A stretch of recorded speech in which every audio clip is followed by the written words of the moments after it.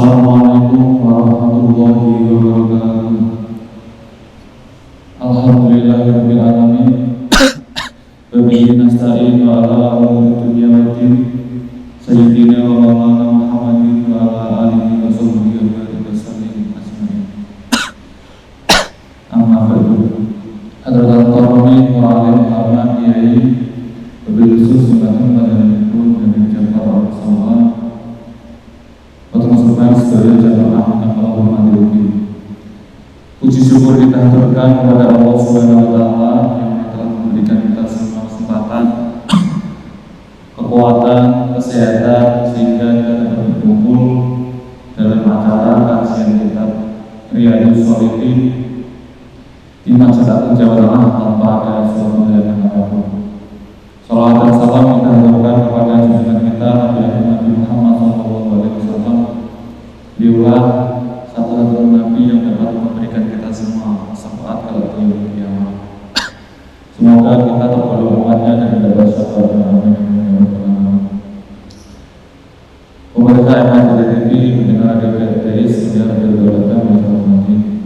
Sebelum acara kajian dimulai, mari kita buka dengan bacaan kita. Iridailah wali syafaat Rasulillah Al-Fatihah.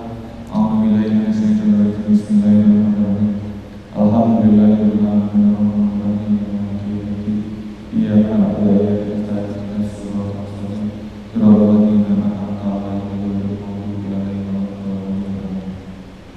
Selanjutnya bila mana nanti ada pertanyaan bisa ditanyakan langsung kepada beliau dan kepada pendengar gadis bisa ditanyakan kepada nomor HP 0896666643. Langsung saja kita dengarkan kajian kitab Riyadhus Shalihin kepada panjenenganipun Habib Ja'far Al-Musawwar dalam semangatnya dan semangatnya.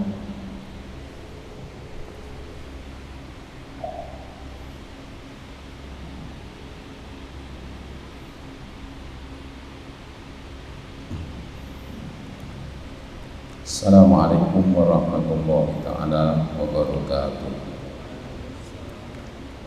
Bismillahirrahmanirrahim. Alhamdulillahi rabbil alamin. Wa bihi nasta'in ala umuri dunya waddin. Summa salatu wassalamu ala imamil anbiya'i wal mursalin Sayyidina wa habibina wa syafi'ina wa qurrati a'yunina wa maulana Muhammadin sallallahu alaihi wasallam wa ala alihi wa ashabihi ajma'in, amma ba'd. Bapak dan Ibu hadirin hadirat yang saya hormati, dan juga para pemirsa MHD TV serta pendengar Radio Dais dan juga Radio Gaul FM dimanapun berada, rahimahumullah.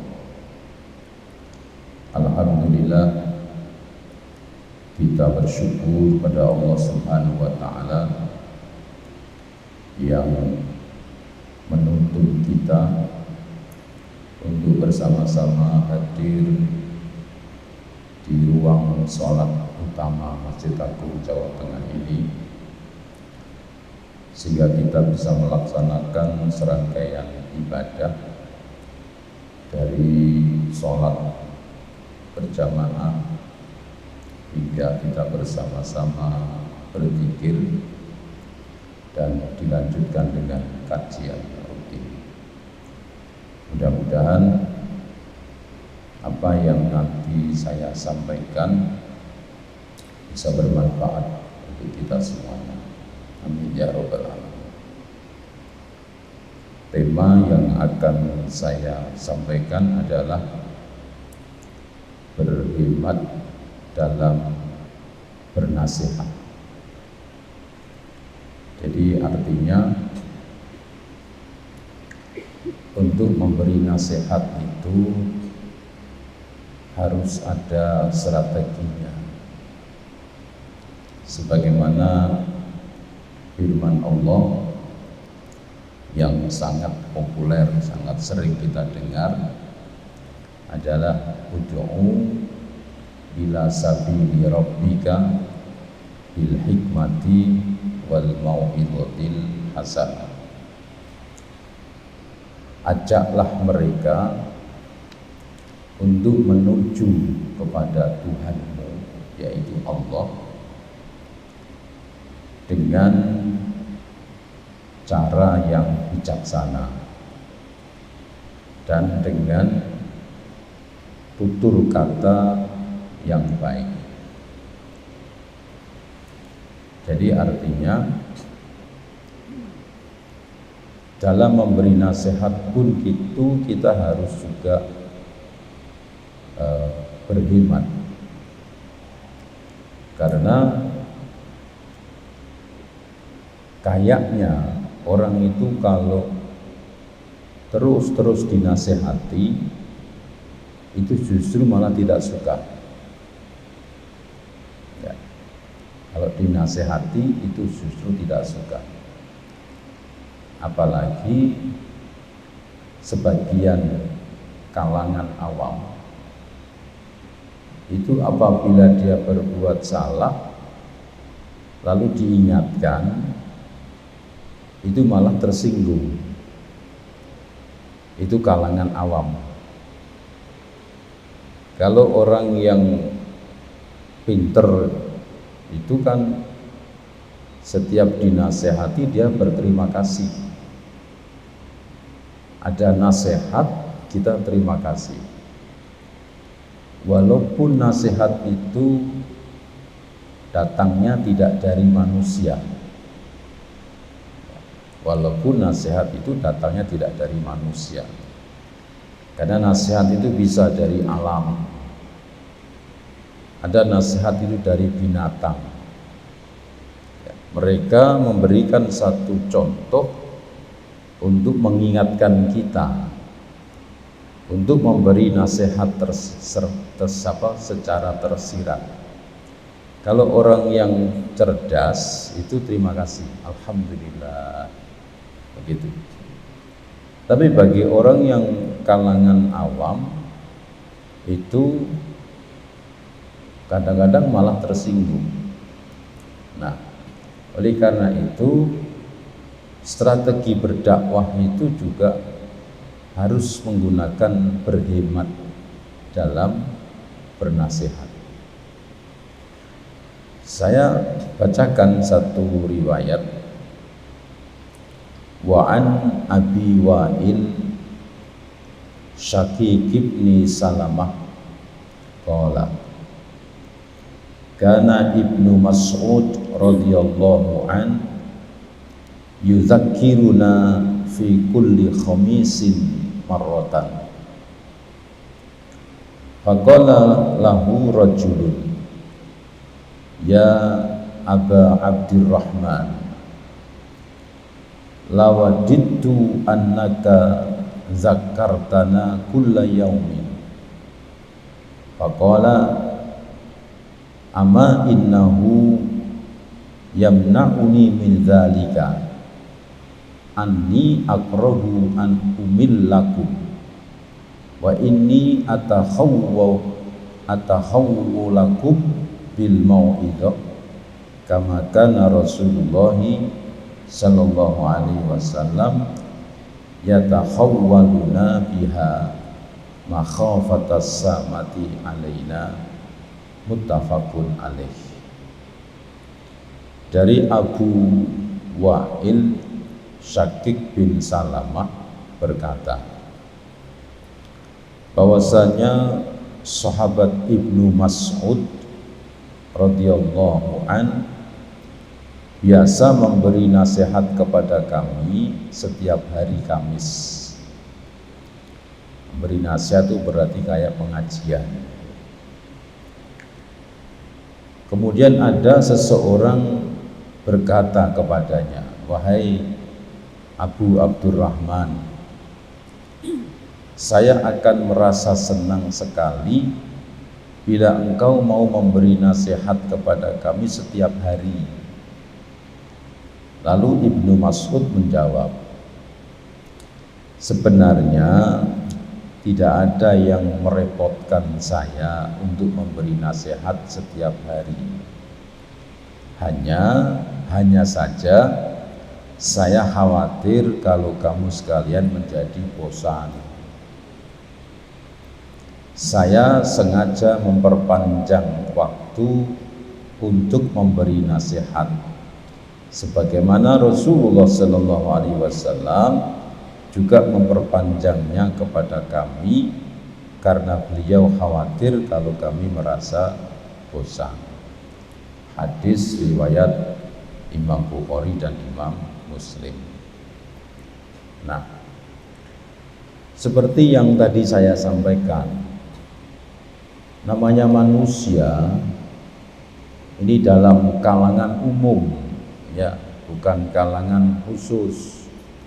Kalangan khusus itu seperti ini, anak-anak santri ini, ya, yang namanya murojaah, yang namanya deres, ya setiap saat harus. Tapi yang kalangan-kalangan umum ini beda, ya. Nah, ini dibutuhkan strategi dari muallim, orang yang mengajarkan. Seperti ini Sayyidina Abdullah bin Mas'ud itu biasa mengajar, ya, setiap hari Kamis, berarti seminggu sekali. Yang namanya Abdullah bin Mas'ud, orang yang dekat dengan Rasulullah Sallallahu Alaihi Wasallam, ya, beliau ini selalu mengikuti di mana ada Nabi, beliau selalu mengikutinya. Ya, tentunya ilmunya luar biasa. Terbukti bahwa beberapa hadis-hadis yang diriwayatkan lewat Abdullah bin Mas'ud, gitu. Dan Abdullah bin Mas'ud ini pernah Nabi meminta untuk membacakan Al-Quran. Wahai Abdullah bin Mas'ud, tolong kamu membaca Al-Quran. Abdullah bin Mas'ud mengatakan, ya Rasulullah, apa enggak afdolnya itu jenengan yang membaca, karena jenengan yang langsung menerima wahyu, ya, jadi merendah seperti itu. Lalu Nabi mengatakan, ya, tapi saya ingin sesekali mendengarkan dari orang lain. Coba kamu baca. Beliau membaca Quran sampai Nabi itu menikmati. Artinya, kalau orang yang mengerti Al-Quran itu kan cara membacanya itu kan nikmat, ya, orang brusak-brusuk, orang sakar pedi, sehingga Nabi menikmati. Orang yang menikmati Quran itu ketika mendengar ayat dibaca kadang-kadang tersenyum, kadang-kadang nangis. Itu karena meresapi kandungan di dalam Al-Quran. Nah, ketika yang dibaca itu sampai pada surat An-Nisa, yang di dalamnya ada ayat bahwa seluruh nabi itu akan aku hadirkan untuk menjadi saksi para umatnya. Wa kaifa idza ji'nakum bihaula'i syahida. Itu Al-Quran dikatakan, dan bagaimana nanti aku akan datangkan engkau menjadi saksi pada umatmu. Wah, sampai di situ saking aksiknya membaca, ternyata Abdullah bin Mas'ud ini begitu menoleh Nabi sedang menangis mengucurkan air mata. Begitu. Lalu Nabi mengatakan, sudah cukup. Itu Abdullah bin Mas'ud. Nah, Abdullah bin Mas'ud ini mengajar memberi nasihat itu setiap hari Kamis. Ya karena nikmatnya dalam uraian-uraiannya, orang yang bahasa gampangnya itu jam terbangnya dengan Nabi itu sangat banyak. Melihat Nabi begini. Jadi dalam menyampaikan itu sangat komplit, sejuk, nikmat. Ya orang kalau mondoknya lama itu kalau menerangkan ada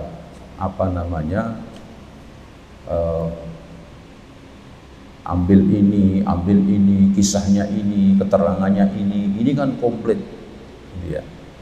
Kalau dulu bukan kisah, bukan fatwa, bukan, tapi sejarahnya Nabi. Nabi pernah ketemu ini mengatakan begini, Nabi pernah berwudu caranya begini. Jadi semua itu rujukannya kepada Nabi. Jadi lebih indah, lebih nikmat untuk didengar.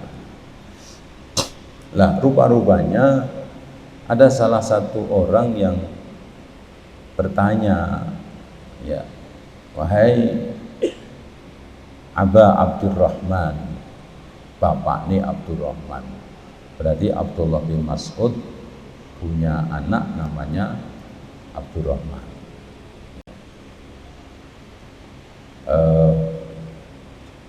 Mbok jenengan itu kalau ngajar itu setiap hari, saya senang sekali kalau jenengan bisa hadir setiap hari, supaya kami ini bisa mendengarkan keterangan-keterangan dari panjenengan tentang agama. Sayyidina Abdullah bin Mas'ud mengatakan, sebenarnya saya ini tidak sibuk, sebetulnya saya ini tidak repot, saya ini ada waktu sebetulnya, tapi sengaja saya ngajar di sini tuh cuman hari Kamis saja. Begitu. Bahasa gampangnya, kalau saya setiap hari itu bisa, saya nggak ada pekerjaan, tidak ada begini, tidak ada begitu. Cuman saya ini khawatir kalau nanti bahasanya kamu nanti anti klimaks, nanti kamu bosan. Kalau kamu sudah bosan, terus kamu nggak mau ngaji. Dan ini memang yang diajarkan Rasulullah SAW kepada saya. Bagaimana saya ini menggebu-gebunya, bagaimana yang lain ini menggebu-gebunya untuk mendengarkan Nabi. Tapi Nabi sendiri itu khawatir, ya, walaupun kalau tingkatan sahabat-sahabat itu, walaupun istilahnya 24 jam beserta Nabi, nggak ada bosannya. Terus sampai lupa makan, itu nggak ada bosannya. Tapi Nabi sendiri mengajarkan supaya kamu tidak bosan, begitu. Sebab kalau terus menerus itu semangatnya beda, makanya ya strategi menarik itu kan, ya dakwah itu kan menarik. Kalau kita lihat sinetron, ya sinetron itu sengaja dipenggal ceritanya supaya kita ini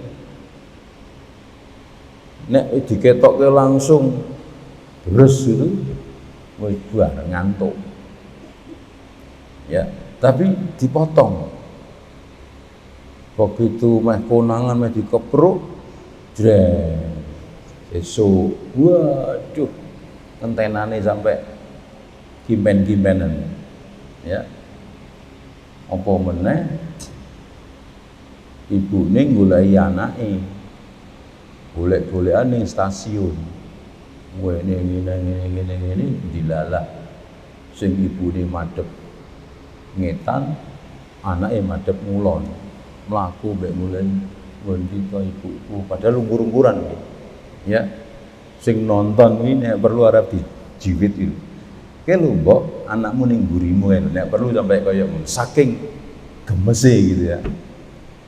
Engko begitu anake meh balik, meh mlingu, pet sesuk meneh. Sing nonton gedhem-gedhem. Sesuk wes kurang sak jam wis kursi dicepakke, cemilan komplit, setelis meneng gek ngenteni. Ternyata anak iki mlungi rono ora ngene ora. Rono tok. Ngondi ya ibuku ya ngene tok. Ki nek mlinguk ngene sithik ngene iki weruh. Ibune gek tenger-tenger mbek lara ngono iki. Itu strateginya seperti itu. Ngaji juga begitu. Ngaji setengah jam cukup, sesuk meneh begitu. Kalau di kalangan pondok setiap hari ngaji ya, karena memang pondok itu murid-murid, namanya murid itu orang yang menghendaki ilmu, sing karep golek ilmu, karena butuh. Bahasanya nek murid itu kan kolaan ya, kolaanmu mbok dol meneh simpen kebak engko kowe payahe mulang ditokke. Istilahnya kan seperti itu. Kalau orang-orang awam yang lainnya yang umum ini kan enggak, sekedar wis umur-umur kabeh, targetnya tidak untuk menjadi mubaligh, tidak menjadi kiai, asal ngerti kan ngono tok. Nek tak ulang sampai 3 jam ya wis klesat. Sing seneng iki tok ana sendeane. Aku ora ana sendeane ngene ora. Iki mbok 2 jam ora masalah. Selonjoran iso. Erek kae kongkon mbok geser sithik aja ketokke selonjoranku. Bolone kabeh. Ora. Ya toh. Ana sing ngene-ngene iki. Jadi ada strateginya seperti itu, berhemat. Jadi kalau kita ini terus menggebu-gebu, ada orang begini, ngajar di mana aja, saya mau ikut. Saya ngomong jangan, sudah kamu di sini aja. Enggak, saya kepingin pokoknya ikut Habib terus. Udah ngerti ini sifat-sifat bosen ya. Kowe nek mbek aku terus wis blenger. Begitu. Blenger nek wis blenger war pedhot mbek aku kowe. Wis artine wis kapok, wis anti klimaks. Nah, dalam mengajarkan itu juga Nabi menggunakan strategi seperti itu. Bahkan ada nanti disebutkan di sini ada firman Allah yang mengingatkan kepada umat Islam. Karena Nabi itu nggak mau menolak. Tadi ada orang tuh datang kepada Nabi nggak mau pergi-pergi, pokoknya ngurungokke terus. Maka diingatkan oleh Allah, kamu juga harus tahu diri. Nabi itu punya keluarga yang dia berkewajiban untuk nyambangi, untuk ngurusi. Ngurusi kue terus gini, terus piye bojone, piye anake, piye urusane omah. Ya. Nah, dari itu maka antara murid dan kiai itu bisa menjaga diri. Yang murid harus tahu diri, jangan ngaji terus dikempeng rak mandek-mandek. Jangan. Ya, murid secara umum. Kiai juga begitu. Jangan mulang murak barbar. Mulang biasanya setengah jam, digawe 1 jam setengah. Nek wis 1 jam setengah ki wis apa jenenge blank kabeh. Wis kebaken. Wah, yo hadis kayak Quran kayak ini kebak ning ngene. Wale ora mudeng. Karena ilmu itu kan harus disenangi dulu. Ilmu harus disenangi. Contohnya begini, kalau kita pas menghafal ya, hadis ini contoh ya, hadis yang isinya itu kita seneng, itu hafal. Tapi nek kita ndak seneng, rada suwi. Ya. Orang sing seneng lagu India, ngerti lagu India? Sebelekete, ra ngerti artinya itu. Tapi ketika kita seneng, itu begitu krungu ya, tek tek tek tek krungu 2-3 kali hafal. Ya. Tapi kalau kita nggak seneng, kalau saya misalnya disuruh ngrungokke lagu apa sinden ya yang telu apa ora mudeng-mudeng karena ora seneng. Begitu dikei lagu dangdut, senenganku dangdut, ping pindho aku iso baleni. Nah, ilmu itu seperti itu. Ya, ilmu itu seperti itu. Maka bagi santri-santri itu semua hadis kalian harus menganggap ini penting, apalagi sudah dirangkum di dalam bab kitab. Ini berarti mualifnya, penyusunnya ini menganggap ini penting. Begitu. Ini penting. Dulu guru saya mengatakan begini, kowe iki nek tak dongeng-dongengke ya kuwi apalno. Senajan kowe ora seneng, tapi apalno. Karena rusuk sewaktu-waktu manfaat kanggo kowe. Begitu. Sewaktu-waktu manfaat kanggo kowe. Ternyata memang benar.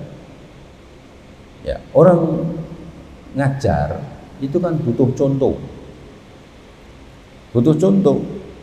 Contoh nih biyen pernah ono ini klop dengan keterangan. Ya. Jadi kata guru saya begitu. Pokoknya aku ceritake kuwi apalno, resepno. Senajan ora seneng tapi resepno. Engko sok ben sewaktu-waktu kowe butuh manfaat kanggo kowe. Gitu.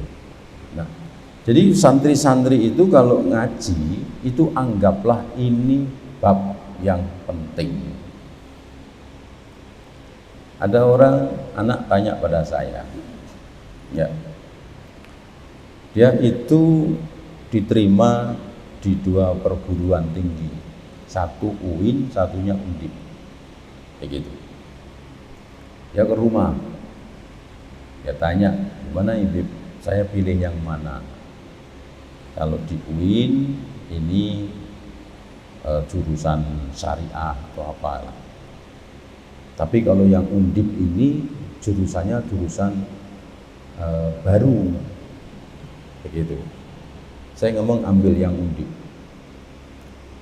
karena pati-pati dimunculkan jurusan itu berarti dianggap potensinya nanti akan begitu.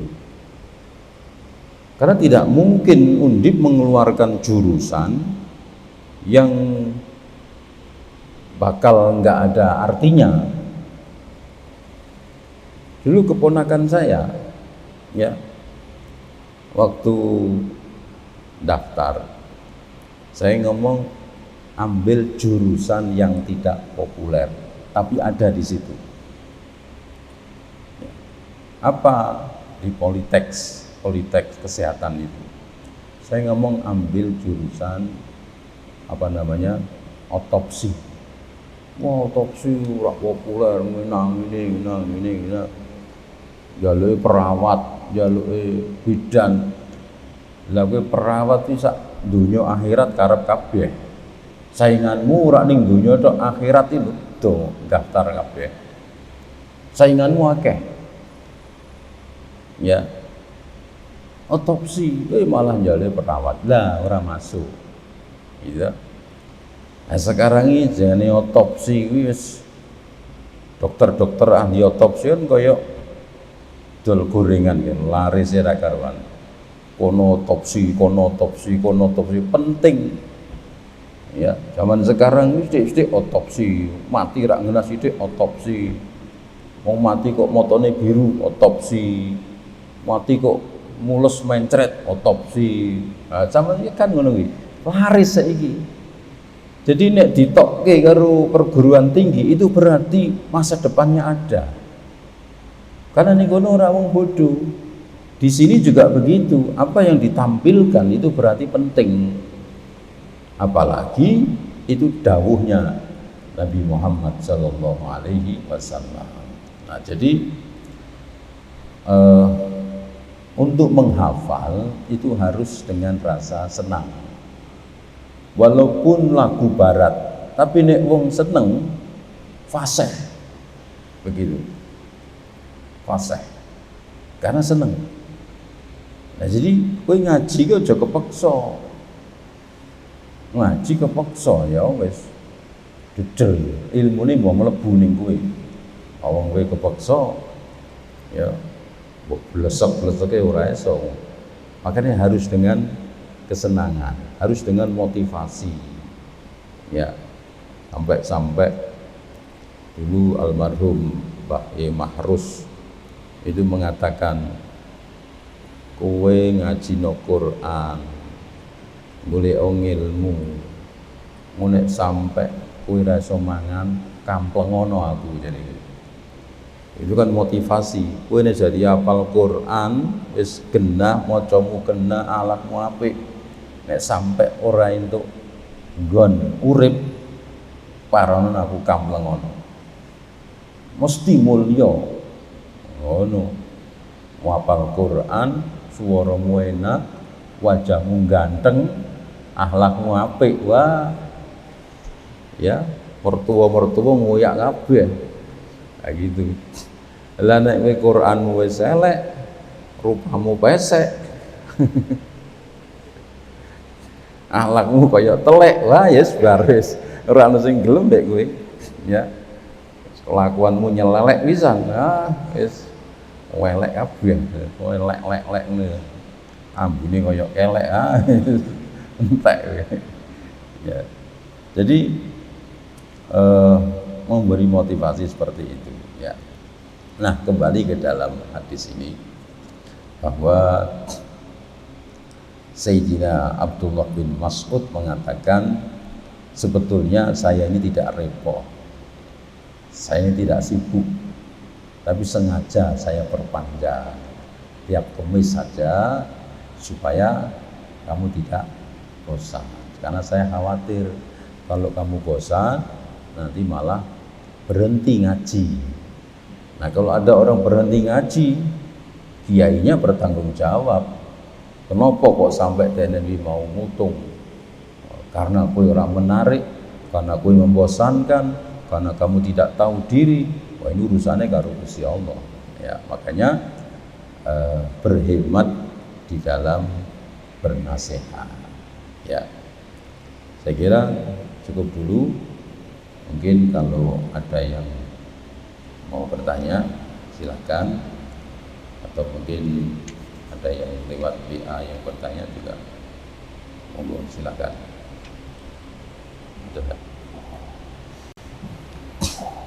Monggo saya persilakan kepada santri yang ingin bertanya.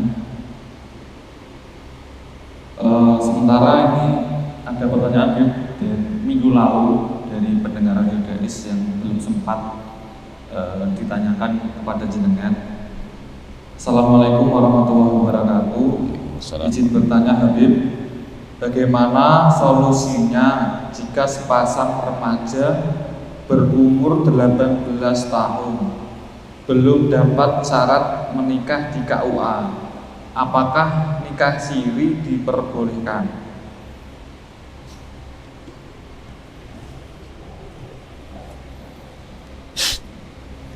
Belum dapat syarat ini syarat apa? Duit atau surat-surat atau apa ya. Ya kalau misalnya duit, nikah di KUA itu kan gratis, jadi nggak ada biaya kalau kita datang di kantor KUA. yang bayar mahal itu kalau nikahnya di rumah. Tapi kalau datang di KUA itu nggak ada bayarnya. Ya. Di kelurahan juga nggak bayar. Kalau kita ngurus sendiri, jaruk tulung mudin yang ngupai, istilahnya gitu. Ya. Atau kalau tidak ada surat-suratnya, surat-surat itu misalnya alamat, KTP dan sebagainya, ya. Ya kalau ada Pak RT atau apa. Nah sekarang kalau misalnya itu nggak bisa semuanya lah, terus bagaimana? Jadi misalnya begini, ada orang Sumatera di sini, ya mau ngurus surat di Sumatera, balik orang di duit, bingung wis pokoknya ra iso lah. Sementara di KUA harus ada surat pengantar, istilahnya surat intil gitu ya. Terus yang ditanyakan bagaimana kalau nikah siri? Nikah siri itu pengertiannya nikah siri itu nikah yang tidak tercatat di KUA. Istilahnya seperti itu ya. Atau bisa jadi nikah siri itu nikah yang diam-diam. Jadi pengertiannya orang yang nikah tidak dengan catatan itu dianggap oh ini nikah siri. Padahal siri itu kan rahasia. Ya. Di bawah tangan istilahnya. Nah, kalau mau yang baik ya kita misalnya itu dinikahkan yang tidak tercatat di KUA tapi diundang orang banyak. Jadi bukan rahasia, bukan diam-diam. Ya, karena memang belum bisa memenuhi persyaratan untuk didaftarkan ke KUA sehingga tidak punya akte nikah. Tapi masyarakat semuanya diundang. Jadi istilahnya nikah di bawah tangan tapi disaksikan oleh orang banyak. Jangan sembunyi-sembunyi. Nah, kalau sembunyi-sembunyi itu biasanya orang-orang yang masna di bojo loro, ora kondo-kondo bojone meneng-menengan. Lah itu biasanya gitu. Ya. Atau belum direstui orang tua terus gerilya dhewe nikahan sih karena wis padha senenge ya toh ora iso pisah padha senenge wis kaya Romi and Julie gitu. Nah iki nek kaya ini kan bahaya. Atau ada orang ya pernah datang ke saya, dia masih dalam pendidikan dan tidak boleh nikah. Begitu. Kalau nikah dipecat, dikeluarkan. Wah tapi bocah iki nek ndelok pacare iki kaya ndelok tahu gimbal ya lho. Rasane arep kremes ngono kuwi. Kan bahaya. Bendino runtang-runtung, lanang mbek wedok. Ya, sing lanang ganteng, sing wedok ayu. Bingung ra? Ngeterke kuliah, wedok kuliah diterke dang balik bengi. Lagi nek kan bahaya. Setane 10 sing ngojok-ngojoki ya sikat rak wis aja meneh kok wong biasa wewe nek kon goncengane bar keder ya mek picismu gogrok saking begitu. Jadi makanya ora entuk cedak-cedak wong wedok ya. Bagaimana kalau seperti itu nikah? Saya nikahkan ya wis nikah. Karena saya kenal yang lakinya kenal, perempuannya kenal, ya bismillah nikah gitu ya. Daripada maksiat akan tambah buar itu ya. Ada lagi? Hah? Kontek waktunya kurang 1 menit. Boleh bertanya tapi belum tentu dijawab. Karena mau takono, tapi jawabnya sesuk, gitu ya. Demikian Bapak Ibu, hadirin hadirat rahimakumullah, dan juga para pemirsa MHJT TV, pendengar Radio Dais dan Radio Gaul dimanapun berada rahimakumullah. Kurang lebihnya mohon maaf. Akhirul kalam wallahu muwaffiq ila aqwamit thoriq. Assalamualaikum warahmatullahi taala wabarakatuh.